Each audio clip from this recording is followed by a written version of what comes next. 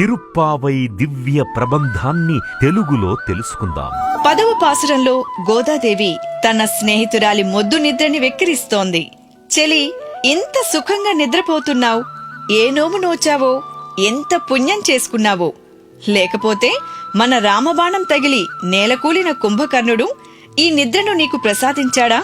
ఇంత మొద్దు నిద్ర ఎట్లా పూనింది నీకు? త్వరగా లేచి తలుపులు తెరువు.